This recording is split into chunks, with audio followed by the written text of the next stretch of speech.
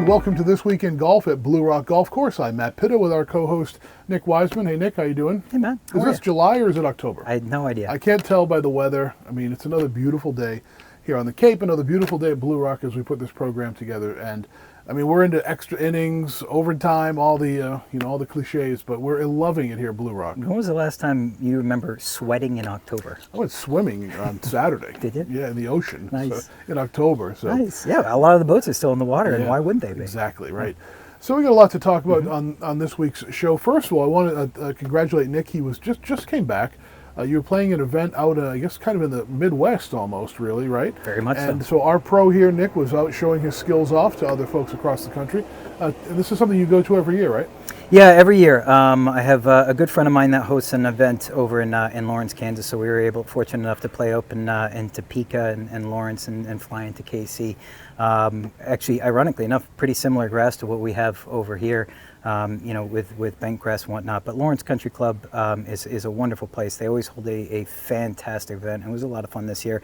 Obviously being on the lesson tee, sometimes you don't have enough chance to work on your game. So thank you very much for showing off your skills. I think I showed off a few other things as well. But no, it was a blast. Hopefully I'll play in it next year. But it's a lot of golf. It's a lot of good fun. And us pros too, and tour pros, teaching pros, at the end of the day, the sport's for all of us, and we love this sport just as much as anything. We're willing to devote our lives to it, and it was a blast. Was this like sort of like a 3-day event, 2-day event? How did this one go? Yeah, 4-day event. Wow. We played a practice event, a practice course just to get around in over in Topeka, in a course called Firekeeper. A lovely course. I mean, very, very different topography. For me, I go over there and I don't know what east, west, north, south. Like, where's the water? Oh wait, same. A lot of paces that way, or that way. So I'm like, right. I don't know what's north, south, east, or west. But very, very cool. We practiced over there. Then we had a 3-day event in LCC. I think the first day we ended up playing 36 holes. Wow. Had a playoff after that. Had a horse race, and then another two-round 18 holes after that. So we did all right. My partner, helped me out. He had a wonderful short game going through all week long, and usually I hit the ball fairly straight. So between the two of us, we did okay. Good. Welcome back. Thank you. All right. Appreciate it. So here at Blue Rock, we've got our big fall rates in place. They're fully ensconced. They've been in place for a couple weeks now, and I keep going back. I think really the deal of the week right now is Sunday after 12. It's $35 all day long after 12 p.m. So we've got some spectacular rates, and you're basically still getting summer golf out here. Yes. Because we haven't done the usual fall aeration because it's just been too good to get people off the course.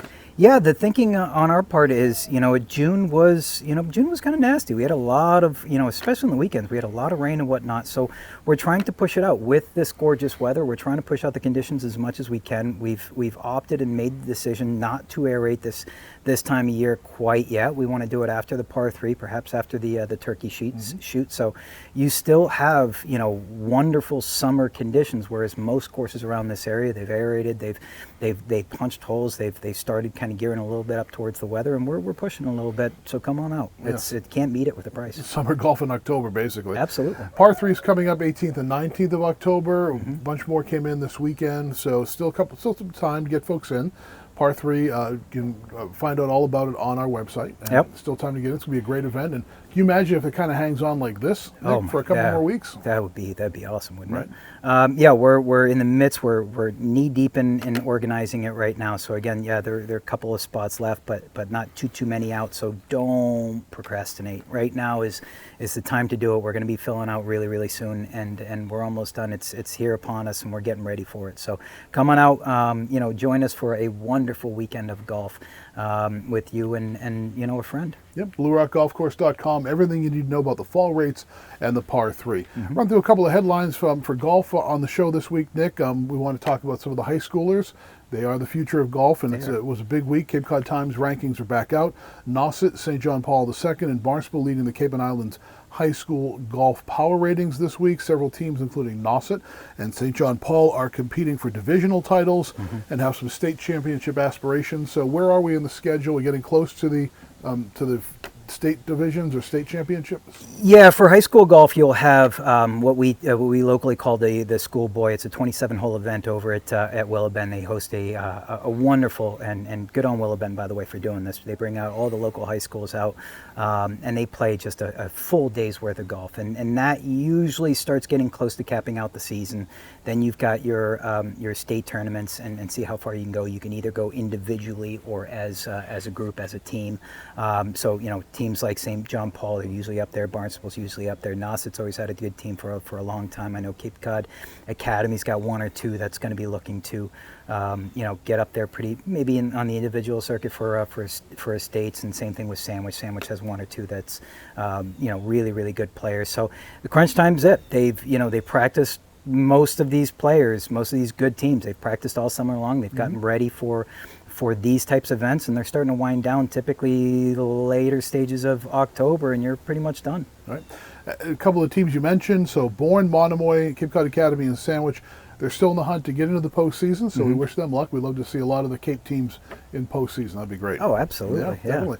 Run through some of the pro action. I feel like almost kind of a letdown after the Ryder Cup, right? Almost like, golf still happened this past weekend, but everyone's kind of like exhaling Yes. a little bit, Yes. So some of the things we had, Robert McIntyre won the Alfred Dunhill Links Championship on Sunday for a second DP World Tour title in as many years in his native Scotland, and that was just after coming off of his successful homecoming as part of Team Europe. So that's going to be a big couple of weeks for McIntyre, right? And the conditions, I don't know if you saw any of those conditions. I didn't get to see much of it. My goodness. It looked like good Scottish weather. That's for sure. That's not good. The wind was blowing sideways. The rain was coming in. That did not look like fun to play in. But that's talk about an exciting 2 weeks in your career, Sure. right? Ryder Cup win with Europe, and then picking up your next win at the DP World Tour. And he's still young. Yeah. He's still really, really young and getting better. A couple other headlines from golf. To win on the PGA Tour, you need to have a lot of skill, but most weeks there needs to be some luck. Here was some divine intervention. Listen to this one. Stephen Fisk had an 8 under 64 at the Sanderson Farms Championship, including 4 birdies on the last 5 holes and 3 in a row. Good for him. That's hard to do. That's, most amateurs, there are a lot of differences, right, between your professional golfers from a physical standpoint. Those guys work out for a living compared to your normal amateurs. But how many amateurs have you, or how many golfers out there, when you get a birdie, you get 2 birdies, and you're like, "Oh, I don't want to mess this up," right? I don't want. Then those guys are thinking, "Hey, how can I get this next one?" Right. They're putting it behind them and say, "Can I get 4? Can I get 5? Can I get 6?" It's a different mentality, and it's so cool to see. And for those that are able to get over that mental hurdle, that's awesome. Yeah. Some other headlines. Great story out of the LPGA. Republic of Korea native Yu-Min Hwang became the 26th different athlete to win on the LPGA in 2025 at the Lottie Championship. That's a lot of parity going on out there, but that's great. You're seeing that many winners on the LPGA Tour. Sure, and Korea for the longest time. They're an LPGA factory is what they are. They're they really love their golf over there, in particular with the women. I know I used to work with Jane Frost over in Sandwich. She used to go over to Korea every year to teach and to teach other teachers, and out there they take golf seriously, which is really really cool to see. And so finally, Nick, we want to talk a little bit about the weather will get cooler at some point, right? And It's gonna happen. And we'll still be golfing here at Blue Rock. But we want to talk at the end here of the show, give us some kind of final tips when we get into that cooler weather. What you need to be thinking as the golfer, getting up in the morning, coming out here, do you need to do anything extra on the physical side? What should the golfer be thinking about as we do get into the cooler weather? Yeah, obviously the clothes that you wear is going to be a big deal, right? In particular, you might wear your underlayers and certain things like that, but in particular, your muscles are not going to be nearly as limber, right? So you've got to take that extra time to stretch a little bit, to do some of your strengthening exercises if that's part of your routine, your stretching exercises. Then keep it going throughout. Keep yourself warm throughout. High school golfers in the prep schools and the private schools, when they play in the spring or later on for some of the public schools, there's some things that you have to contend with.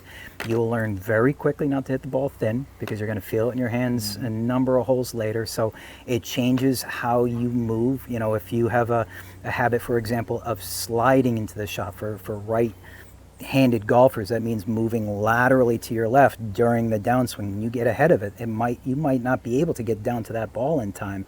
So subconsciously, you start making some changes. And if the muscles are used to it, if you're used to those types of conditions, we were just talking about the Scots and the rain and all that stuff. But no, there is something to planning, preparing, and doing the things that you're prepared for those conditions, both physically and mentally. And if you're looking to improve your game through the fall, Nick's going to be here through the winter. We'll talk about that in future shows. But if you're thinking of kind of getting that fall game tuned up, plenty of opportunities to grab lessons with you.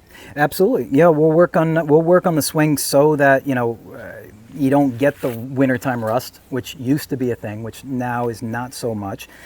Speaking of physically moving your body and whatnot, I'm TPI certified, Titleist Performance Institute, and so is a couple of people on the staff. So it's not just this is the technique, this is how to swing, but how can we put our bodies in the right position, and are we asking the right things out of our bodies? Sounds good. Yeah. Learn all about the lessons available with Nick at BlueRockGolfCourse.com.